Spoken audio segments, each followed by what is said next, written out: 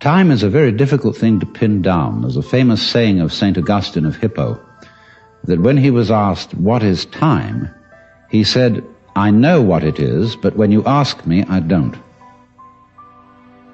And yet it seems absolutely fundamental to our life.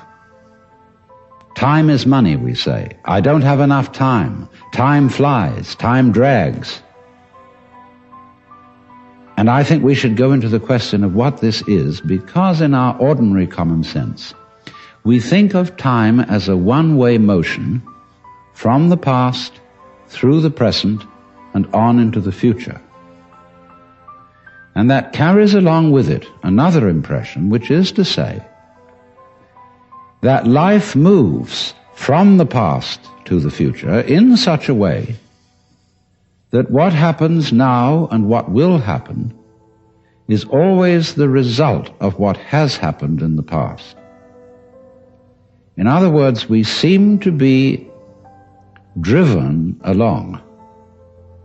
You know, once upon a time it was fashionable in psychology for people to speak of man's and animals' instincts.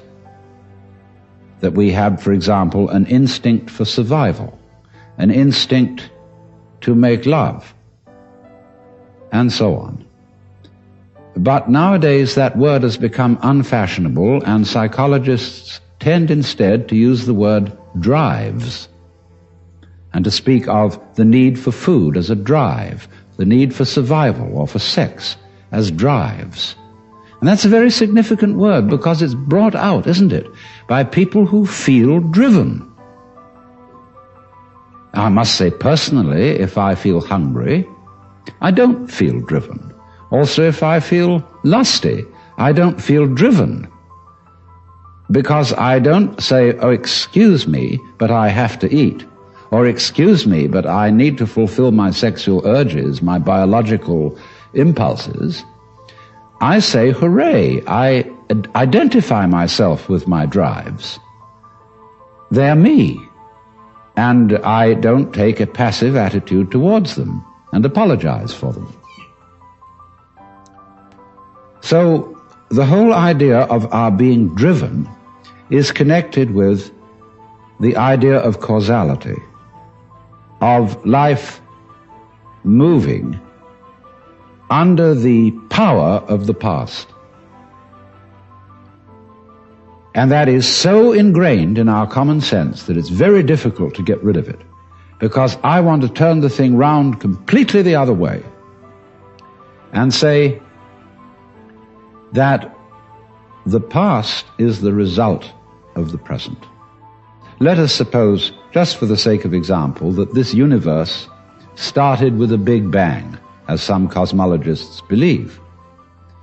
Now, when that bang happened, it was the present, wasn't it? And so the universe began in what we will call a now moment. Then it goes on doing its stuff. And always, when any event that we now call past came into being, it came into being in the present and out of the present.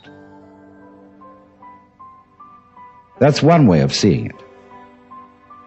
But before we get further involved in this, I want to draw your attention to a fallacy in the very common sense idea of causality. That events are caused by previous events, from which they flow or result necessarily. To understand the fallacy of that idea, we have to begin by asking, what do you mean by an event? Let's take the event of a human being coming into the world. Now, when does that event begin? Does it occur at the moment of parturition, when the baby actually comes out of its mother? Or does the baby begin at the moment of conception? Or does the baby begin when it was an evil gleam in its father's eye? Or does a baby begin when the spermatozoa are generated in the father, or the ovum in the mother. Or could you say a baby begins when its father is born, or when its mother is born? All these things can be thought of as beginnings.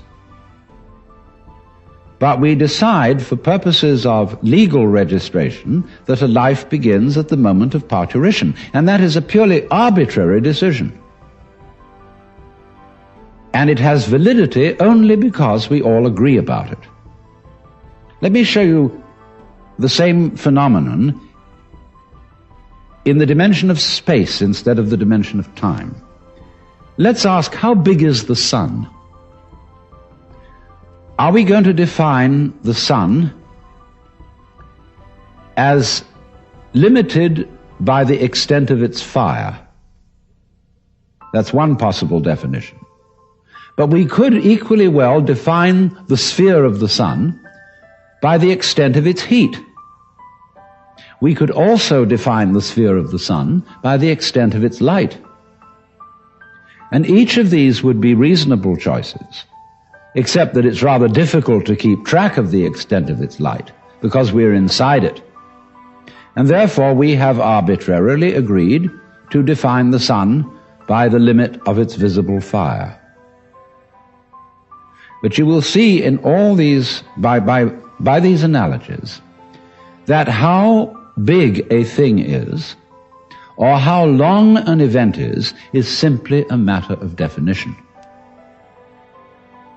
Now, therefore, when by simple definition, for purposes of discussion, we have divided events into certain periods, we'll say the First World War began in 1914 and it ended in 1918. Now, actually, all those things which led up to the First World War started long before 1914, and the repercussions of that war have continued long beyond 1918. How are we to distinguish an event from its repercussions?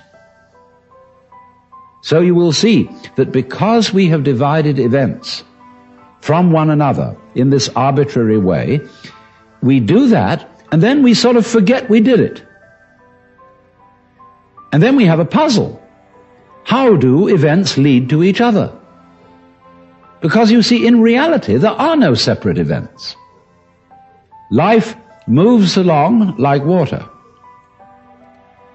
And it's all connected, as the source of a river is connected to the mouth and to the ocean. And all the events or things going on are like whirlpools in the stream. Because you go there today and you see a whirlpool. You go there tomorrow and you see a whirlpool. But it isn't the same whirlpool because all the water is changing every second. What is happening is not really what we should call a whirlpool, but rather a whirlpooling. It is an activity, not a thing. And indeed, every so-called thing can be called an event. We call, say, a house, housing. We call a mat, matting. And we could equally call a cat, a catting. So we could say the catting sat on the matting. And we would thereby have a world in which there were no things but only events. To give another illustration, a flame is something we say, there is a flame on the candle. But it would be more correct to say, there is a flaming on the candle, because the flame is a stream of hot gas. Let's take another amusing example. We say fist, and fist is a noun. And fist looks like a thing, but suddenly what happens to the fist when I open my hand? See, I was fisting. Now I'm handing it to you. So every kind of so-called thing can be spoken of as an event, and because events flow into each other, the fisting flows into the handing, we cannot say exactly where one ends and the other begins.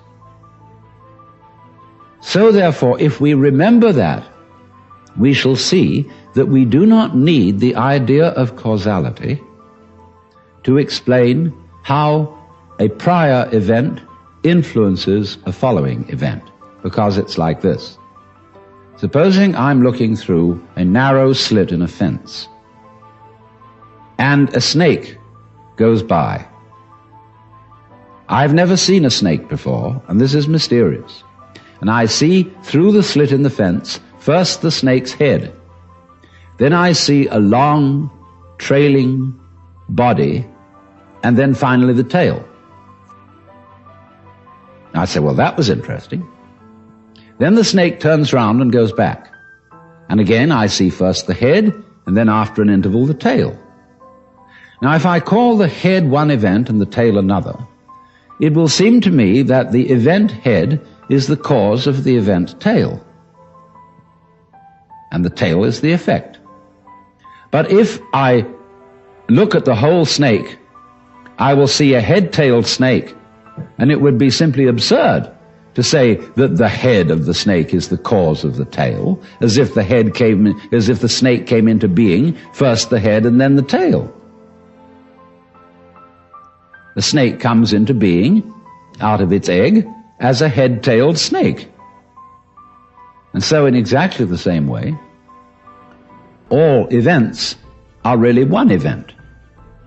We're looking, when we talk about different events, we're looking at different sections or parts of one continuous happening. And therefore, the idea of separate events which have to be linked by a mysterious process called cause and effect is completely unnecessary.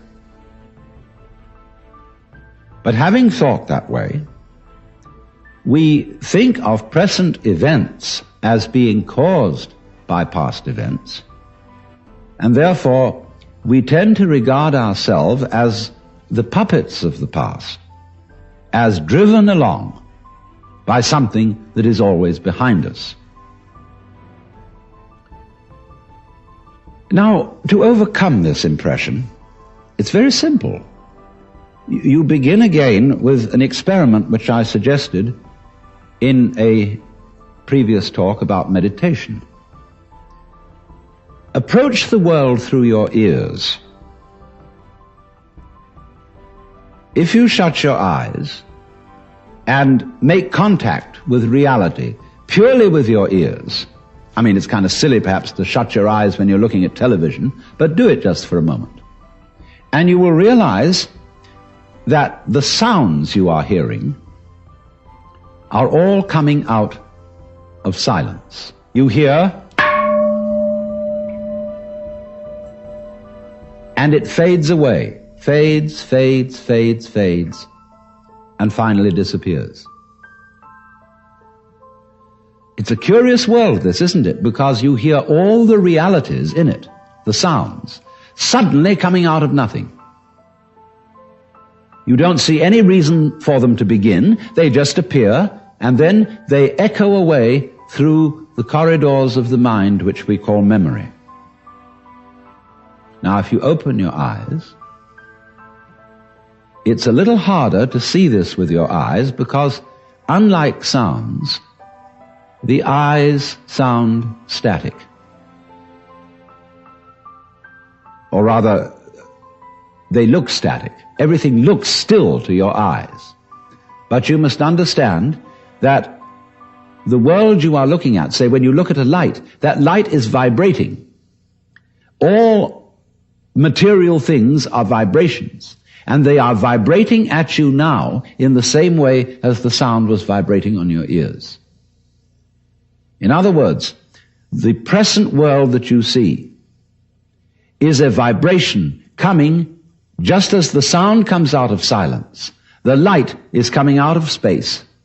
It's coming out of nothing straight at you now and echoing away into the past.